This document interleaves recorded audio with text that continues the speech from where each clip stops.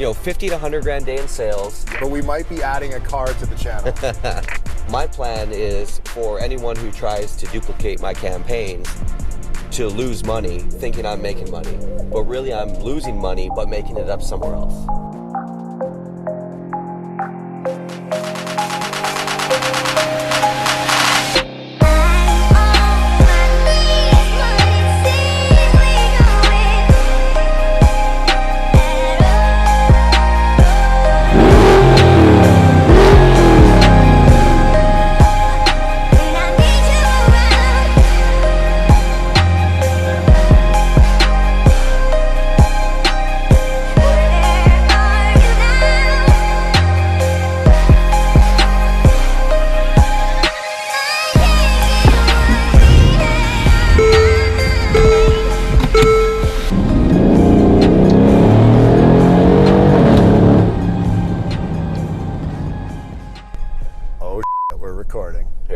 Here we are. Let's do it. Guys, this is the third Entrepreneur and Cars. Yep. And we're together. We're together. Rare. We're together. You've never been on one of these with me, I guess. No, I haven't, I'm doing two-seater sports cars. Well, it's rare that how many times did we see each other last year in person? Maybe 3 times? New York, Florida? I don't know. Enough?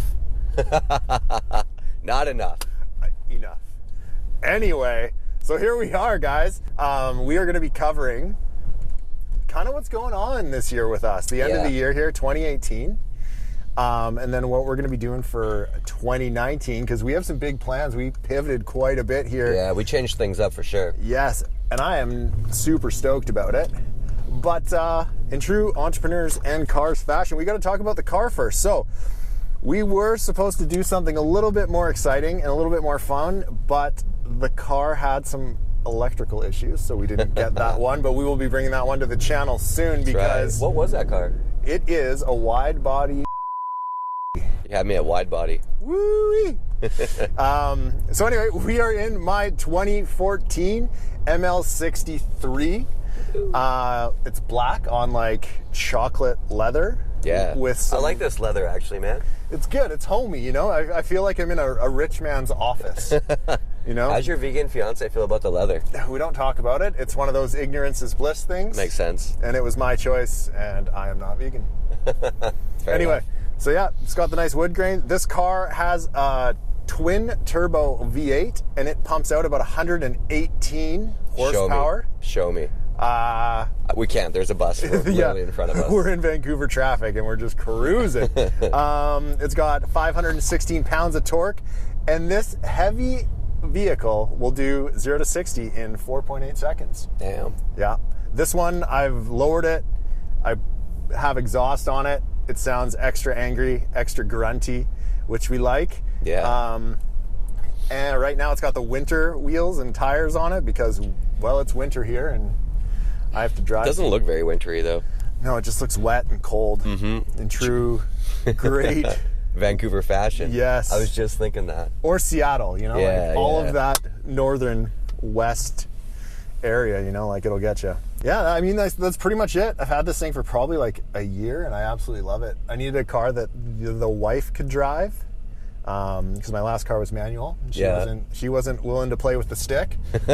So we got an automatic, and I'm actually... Oh man, so many comments right now. So many comments. That's the plan. I like throwing her under the bus with the comments. Yeah.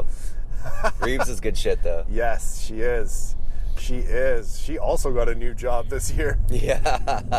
Actually, I love it, man. Yeah, it sounds angry. Yeah, actually, so just to give you guys an update of what we're doing, we're still pushing hard on affiliate stuff, and then on the e-com side of things, what did we do? 5 million in sales in e-com total? Man, we're probably more than that. I haven't checked. We're probably about like 5.5 or almost 6. So, long story short, we had the e-com store. It did well. It was awesome. It was cool. But as we kind of, I would say, matured as entrepreneurs, we kind of want a more mature business model, because what we were doing, and it was fine to do, and honestly it was a great foundation and training ground, but what we were doing was simply finding stuff on AliExpress, posting in our store, and then Gabe with his mad Facebook skills and Instagram skills, basically we were using that to leverage and sell the products. And again, it was great. It made money. There was like, you know, it's not like you had to buy a bunch of units up front or anything like that. No. So cost was low. It was a nice, lean, mean little machine. But as we kind of like got deeper into the year and then e-commerce continued to evolve, we just felt there's a lot of shifts in the marketplace. Just with like, you know, when you're dealing with AliExpress, you have long delivery times. Sometimes working with people overseas gets challenging. And then, you know, the holidays, the holdups, just because of shipping things so far. So we actually pulled out of e-com about, when did we close it down? Like a day ago?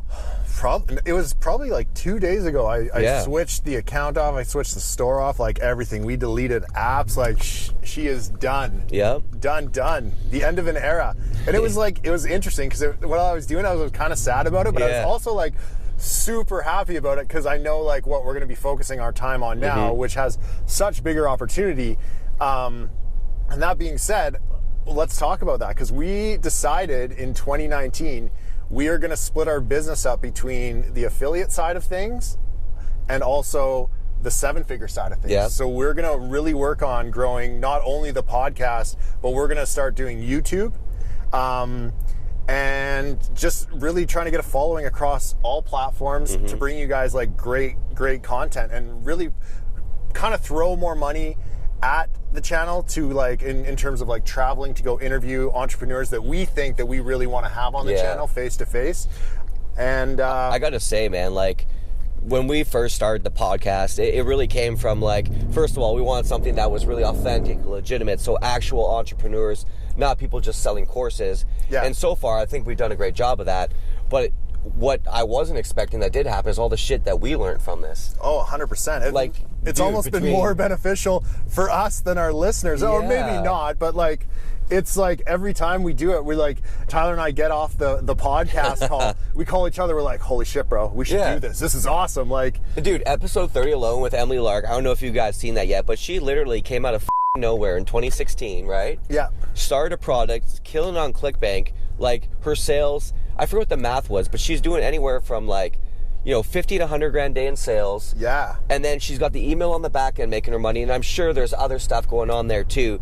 But like, it's just crazy to see someone come up that quick. But like, everything that we learned from her about like how to make your upsells more profitable or like higher conversion, some of the stuff she was doing in email, and it was actually funny. We actually called her right after the podcast, and we were sharing ideas about just, you know, I have a couple approaches on Bad McCart that work out real well.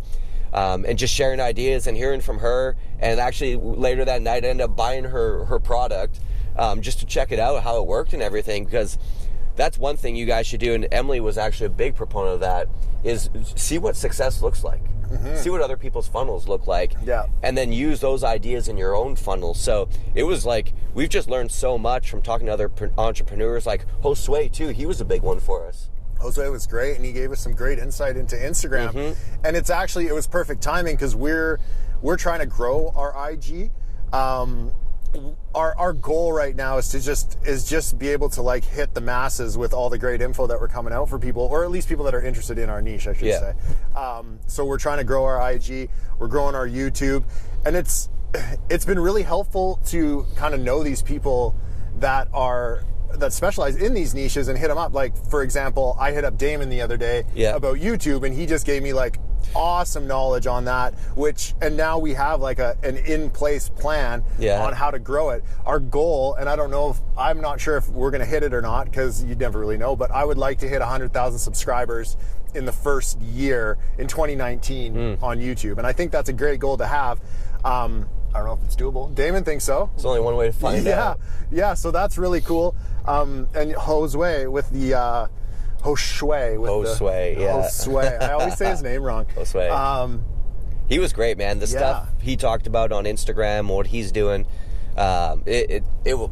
again, we learned so much. You know, the other one I really liked was who was the native guy? Josh Keller. He actually just had a child. Congrats, Josh, if you're seeing this, man. But just hearing what he's doing on native, we actually have another huge native guy coming up. I think you guys are really going to dig it. I've actually seen his numbers. Like, he'll do like $3 million a month with $1 million net profit. with a just small little team of 5 out of Sarasota, Florida. Yeah, he's going to be awesome to have on. He is the real deal, and he crushes it. Yeah. Yes, that is amazing. We're actually going to do a face-to-face interview with him, I think, in Vegas, possibly. That's the plan. Yeah. Maybe we'll even, maybe we'll do an Entrepreneurs in Cars. I don't know. That would be awesome. Yeah, because we can rent something down from Royalty Exotics and just cut some laps, So that would be good. Yeah. Yeah, so also, there's been talk, and I don't know where we're at with it 100%, but we might be adding a car to the channel.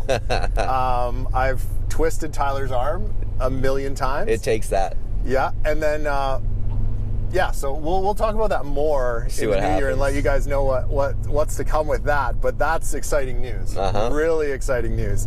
What else? What else is going on? We might actually have that other interview in Vegas. I got a friend down there. He sells supplements online, and he's absolutely destroying it.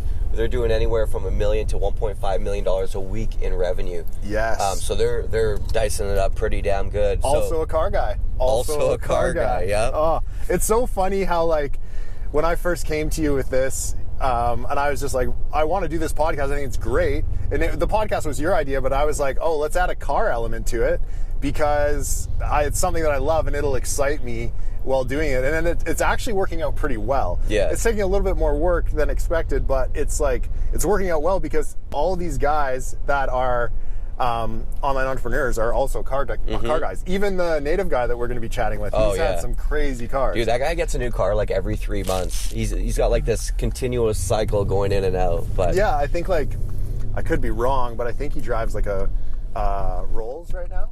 I don't even know what he's got, man. Or is it a Bentley? Anyway. I think it's the Bentley SUV, actually. Oh, really? I think he got that for his wife, yeah. Ooh, that's a nice one. Yeah. The Bentayga.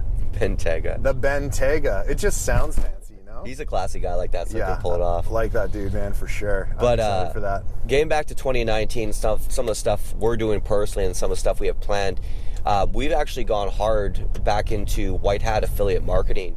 So basically just running white hat lead gen stuff on Facebook. And even with the high prices, everyone's talking Q4, prices are too high. We're still making money doing white hat lead gen stuff on Facebook, which I'm honestly excited for Q1 because I think that stuff's going to pop.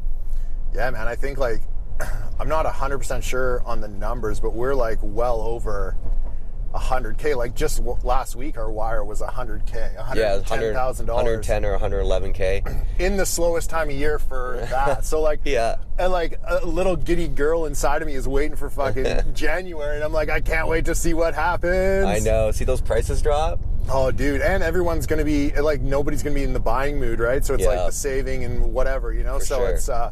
It's the right time in terms of frame of mind. So yeah, dude, I'm excited about that. I think too, man. One thing that we do, and call us out, guys, if you see it, sometimes we won't always explain white hat lead gen, what that actually means if you're not in the industry. So what that could be is basically, advertising on Facebook saying, hey, you could save money on your car insurance. I'm sure we've all seen the Geico ads, right? Yes. But what happens is there's car insurance companies out there that every time you send them a lead, they give you $10 or $11. Your job as an affiliate is to pile as many of those through in a day as you can. What is amazing about affiliate marketing, your overhead for your team is generally low, no customer service, no returns, no refunds, because you're not shipping real products. Yeah. All you got to do is create the sell, you get paid your commission, you move on with your life. And so it's really a great business model, especially, I think people starting out, affiliate marketing is great because it helps them build that skill set of how to actually advertise profitably online.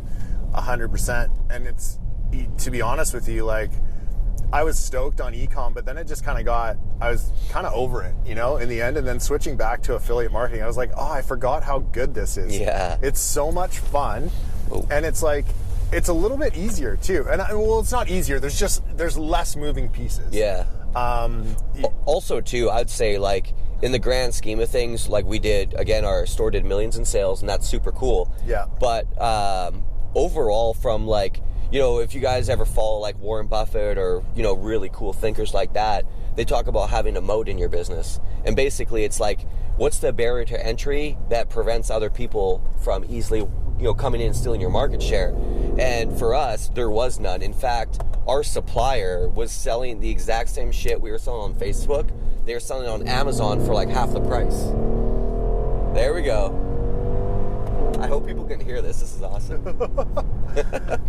But anyway, so if someone's selling the same, like when your manufacturers compete against you, it's just not a great position to be in. So you really got to figure out, you know, how to either prevent that or like lock it down or be unique. And for the market we were in, it just wasn't something that we knew we were going to take to the next level. So going back to affiliate marketing, looking at like, you know, those type of deals where you know, there's guys doing $100,000 a day in affiliate marketing. Oh, easy. Yeah. Even actually, we work a lot. We haven't talked about this guy. Actually, he was on the podcast before, Ryan. Mm-hmm. You guys can look at older episodes. There's a chat, and basically Gabe and Ryan are running the same thing. And Ryan, he was like throwing up huge numbers. You guys obviously both were. But it's, you know what I mean? The affiliate marketing model is just such a great model, again, to build your skill set and also just build cash in the bank. Shorty, what you think? Yeah, I agree 100%. And it's like there's so many different types of affiliate marketing these days, you know? There's like everything from ClickBank offers to lead gen to diet to even like running. Some companies have just direct affiliate offers for their products. Amazon even, for example, right? Like you can be an Amazon affiliate. It's never ending. So it's definitely a great market to get into. The only downside is making sure you're running stuff that Facebook is cool with, you know? Yeah. There's a couple other downsides too. Like, you know, at the end of the day, you don't really have an asset that you can sell. People can come and duplicate your stuff, which is something we ran into. You know, Gabe's running ads 48 hours later. We see the same ads running. Bentayga. Oh, yeah, we were just talking about that. But yeah, so there's definitely downsides to it. But again, it's a easy, lightweight business. You can scale, you can make a ton of money with, and just reinvest in other places. So with that said, I don't think e-commerce is dead by any, you know, stretch of the imagination. I think that it's still got lots of legs. I think in terms of growth strategy with it, though, you're going to have to go after you're going to have to build a brand, build an asset, and that's going to change the drop shipping model in a sense that you're going to have to brand all your product and you can't just have generic shit. Which, I mean, is good. I also feel that Facebook's going to start cracking down because we saw people selling, running ads for products that weren't even theirs, like crazy like hoverboards or like those crazy surfboards, and then selling them for like $50, you know? That thing's like a $5,000 like surfboard, you know, like just straight up ripping people off. And also too, like never delivering a product, which is ultimately like, you know what I mean? Facebook at the end of the day, if you think foundationally, they want to make sure the users have a great experience. So if they have, you know, merchants on there selling shit that doesn't exist, that's bad. Mm-hmm. And overall, like, you know, it's people like that ruin it for everyone. So Facebook has clamped down. But again, going forward, if you build a brand and you have a good product, you have good customer service, and you know, my favorite markets are one where there's consumables, meaning once they buy from you, they have to continue to buy from you. Yeah. Those are business models. When someone runs a business idea past me, the first thing I think about is how many times is this customer going to come back? Mm-hmm. Because ideally you pay to acquire that customer once, but they keep buying from you 1, 2, 3, maybe even 5 years. Those are great business models. Agreed. And e-commerce lends itself to that. So never gets old. Never gets old. Yeah. So what else do you want to talk about? You know, one thing I thought would be cool to bring up is, and I used to think this shit was all garbage back in the day, but just about like having the mindset of an entrepreneur. I've had a couple like personal life changes pretty big recently, and it's interesting, like, you know, the stuff you think about and when you're in the zone and when you're not. And it made me realize too, when I talk to new entrepreneurs as opposed to more seasoned entrepreneurs, the mindset of those individuals. Yeah, so I don't exactly know what you're talking about with specifics, so tell me more. Sure. So basically, like, how they think on a daily basis and how they deal with problems. Like, I noticed one thing for me is, like, you know, as great as, you know, owning an online business has been, there's months, you know, where we've made a few $100,000 profit. There's also months where we've lost $100,000. And in those months, it can be pretty challenging. And I feel like there's a natural tendency for all people to, like, want to, like, be like, okay, now, you know, I gotta almost like defend the fort, defend the castle, save money, don't be stupid, like, don't stretch yourself, like, just wait. But what I realized is anytime I've done that, that really hasn't got me to the place I want to be. And now what I've done is I've tried to create like almost like a mental trigger where it's like anytime I'm feeling that way, instead of going on the defense, flip it and go on the offense. Because the offense is where you're going to make moves. When you're getting out there more and you're pushing harder, that's what's going to solve your problems and fix your business. And, you know, when I was talking to Emily, it was so cool talking to her because she just talked about, like, how she kept on having to adapt. Like, initially she made a product that she loved. Yeah. But then it didn't connect in the market and she didn't make money. And finally she, you know, she got out of her own way. Yeah. Studied what other people are doing, and then went that way, and then she found success. And I feel like sometimes entrepreneurs, especially new entrepreneurs and even older ones, they just get so attached to how they think it should be as opposed to what actually works. I always say, like, do you want to be right or do you want to be rich? Yeah. Because it's two different things, and some people get so caught up in it that they would rather be right. For sure.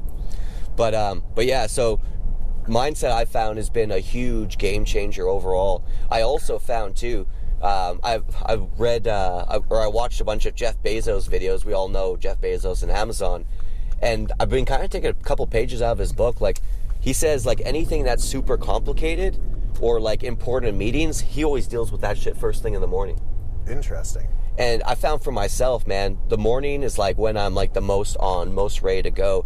And so I actually plan like the biggest things I have to deal with for first thing in the morning. One, you're fresh. You get to go at it hard with a new brain, like a new day. You're not so muddled from the, you know, the previous things that might have happened in your day. Mm-hmm. And two, like, you just have the energy to do it. Like, now's the time. And like, it really sets you up for the rest of the day. When you know you've accomplished your biggest challenge first thing in the morning, everything else almost falls into place. And I noticed too, like, just managing my energy on a day-to-day basis. Like, what I've been doing, not so much as of the last week or so, but getting good sleep. Honestly, eating meals that aren't going to make you feel like groggy and heavy. Yeah. Because I found, like, when my energy's good, I feel fucking unbeatable. Like, I feel like I can't be stopped. I also feel like, in terms of how it affects your mind too, because you just have such better ideas. Like, today, total disclosure, Tyler and I went out and had a few little wobbly pops last night. Yeah. Had some good conversation, but like, I'm just not as sharp today. Yeah. And I'm sure you're on the same page, but when you... Not far behind. Yeah, but when you're, like, in the zone... Yeah. You're eating right. Your fitness is huge. I feel like fitness not only elevates my mood, but it also, like, elevates, like, just my energy. Fitness is a straight-up return on investment. 100%. That was one thing I did last year, actually, or this year, was got a personal trainer. And he pushed me so hard, but, you know, and he wasn't cheap. I think he was, like, $100 a session or $85.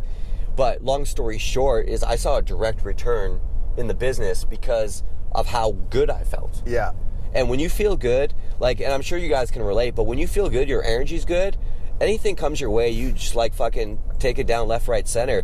Where if you're not feeling in the zone, you're not feeling good, the smallest thing can set you off. And all that gets amplified in your business, whether it's a solo business or even more so when you have employees in the team. Yeah, 100%. So I know Reeves doesn't like it when I'm not feeling on top of my game. Every second Tuesday. Reeves is my fiance. We only call her that because she hates it. But yeah. She works for us, and she's now taking over all the social side of things for Seven Figure and all the podcast management and everything like that. So she's a huge part of the business behind the scenes, which is really cool. Yeah. She's actually the one who's like, I'll get a random text for her. She's like, you're not posting enough. You're not putting up enough, which I appreciate. And honestly, like, if she didn't say anything, I'd probably forget. But yeah. But just going back to mindset, guys, as much as I thought it was all bullshit and it wasn't important, it's like, it's crucial, especially to the new levels you get as an entrepreneur. Like, when you go from making $2,000 to $10,000 a month, like, it feels great. But to get to $10,000, to get to like $50,000, you really have to grow, and you'll face a lot of challenges, both like personally and professionally, to get there. So I'm a huge fan of, like, I'll throw on, I like E.T., the hip-hop preacher. Hip-hop preacher. Because he just gets me fired up. I like watching, actually, old clips on YouTube of Rocky movies. That's so interesting. Yeah, man. When he talks to his son, have you seen that speech? No. Oh, yeah, I've seen the speech. It will light you up, man. And then just Tony Robbins, and he talks about having good energy, like, all this type of stuff. But honestly, it makes a huge difference. And if anything, it's only going to elevate you, make you better, both in your personal life, with your family, your friends, your spouse, your kids, but also ultimately in your business, which will help you make way more money. I find that reading gets me going. Like some of those YouTube videos get me pumped up, but I think maybe I'm just so used to them that it's like, it's not really, like, it's not the same, you know? But reading I really like, because I generally only read for education. I don't really read for like entertainment. I'd rather go watch a movie and zone out than like read a book, you know? Yeah. But I find when I'm reading business books or whatever, because it's in, like, you're translating it into your own mind, you can reflect it onto your current state in your life, right? And I find that to be very helpful. I'm not the fastest reader by any means, but yeah. I have to say, since college, my reading speed's gone downhill quick. Yeah. I'm assuming it's like a muscle. It's like everything, you know? Like, we got Dustin, who's Captain Speed Read over there. Yeah. But he's invested in himself to, like, learn speed reading, which is really cool. Yeah. Dustin is, like, I think he's, like, part robot, part human. I know. We'll have him on here. He's just, like, we got to get him at the right time, you know? And he's also got a great car, too, so we can do an Entrepreneurs in Cars. Yeah, he's got an R8, right? Yeah, it's R8, gated, V10, lowered. It's good stuff. Yeah, man. Yeah, so I think that wraps it up. Is there anything you want to cover? Because we've been going for a while here, so I think we're... Yeah, I would say, like, I guess right now, like, for us, what we're going to do, and I'd say, you know, obviously put some time into it yourselves, we're really, like, figuring out, like, we know what we want to do in 2019, but we're also, like, building upon that. We're thinking, how do we have the competitive edge as an affiliate marketer? How can we make it so no one can compete with us? Yeah. Like, my plan is for anyone who tries to duplicate my campaigns to lose money, thinking I'm making money. But really, I'm losing money, but making it up somewhere else. On that back end. That email money. That email, but also some other plays, too, we've been talking about. Yes. But really, figure out your 2019, guys. Set your goals. Get ready for it. Because now's the time. The year is, like, slowing down. Everyone's getting into family mode. But really set yourself up. Put in the time. Give it some thought. And get it out of your head. That's one big thing I've been doing, too. I find, like, at least for myself, my brain's almost like a trap. I'll come up with stuff and, like, you know, I'll try to think the pros and cons through, and I'll almost, like, it almost turns into, like, a self-circle jerk. We're our own worst enemy. Yeah. We are terrible. But when you take a piece of paper, like old school, write it down, pros and cons column, list it out, it becomes obvious as fucking day which moves to make and which ones don't make sense. You have a notebook that you carry around and write everywhere. Stuff out. I have one too, and it's smaller than yours, but I always write stuff out. And I find it works way better than typing it out on the computer or even just talking about it. For sure. There's something about that, like, mind, pen, body connection of really getting you in the zone. That's actually write it out. Or another thing that I hugely recommend, I have a weekly call with a friend.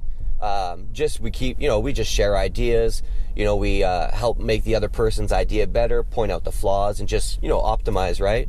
But anyways, so we've only done 2 calls. The first call we did, you know, he wasn't sure what he wanted to do.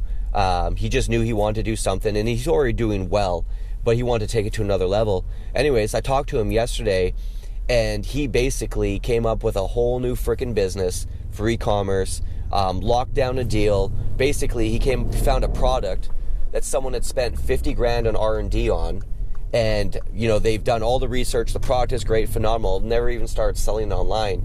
And we know competitive products that did like 8 figures last year. Yeah. And so the best thing he did was he's like, dude, I'm so glad I talked to you, because he's like, you helped give me direction. And the only thing I did was talk about, you know, what I believe it takes to have a successful e-com product, which was what we just talked about, consumable. You know, you got to think about your price point, your margins. He's getting like a 9 or 10x. Yeah. How demonstratable it is. Like, we have this whole list of like 24 things that we look for now. But anyways, that for him was huge. So that's another thing, guys. Get around people who are doing, like, first of all, people who are credible. Don't call your sister and run your business idea unless she's the CEO of Microsoft, right? That's different. But meet other entrepreneurs, like other people doing stuff, but people who are ahead of you, not behind, because it's or like ahead of you in different areas. because it's only going to help raise your game up and take you to a whole new level. And if you don't have those people, find them. There's so many Facebook groups now for entrepreneurs, for Facebook advertisers, for any niche that you want to be in. There's a group for it on Facebook. Yep. And people are always willing to help. For sure. And even find people in your, it's crazy. I just recently moved to Denver and, met up with a guy, Kyle. Yeah. And it's people... KD. Shout out, Pitchfork. He'll appreciate that. But anyways, he has, I think, a brilliant freaking idea. But business people like to get together with other business people to share ideas, especially in the online world. It's because I think just, the nature of the online world, people don't connect in person. So when you get the opportunity to, I know at least for myself, I almost jump at it because it just doesn't happen day to day. Yeah. Agreed, man. Agreed. So, I think that's pretty much it. Should we give her a wrap? I think so. We've got some good content here. It's going to be a long video, but I know you guys will like it. I got one more thing to add. No, I got one more thing to add. All right, you go first. No, you go first. No, I'm just kidding. You hang up first. Guys, so if you find huge value in this, please share it with other people, because we're trying to grow our subscriber list, we're trying to grow our IG list, and not for our own selfish reasons, but because we feel that we have great content out there, and we're trying to really put an end to the fake guru movement, if you will. Yeah. So, and guys, I've fallen victim. I gave one guy $100,000. Bro, I'm right here. Different guy. Oh. But it's so easy, someone presents themselves one way. That's how come it's so important for us that we have Emily,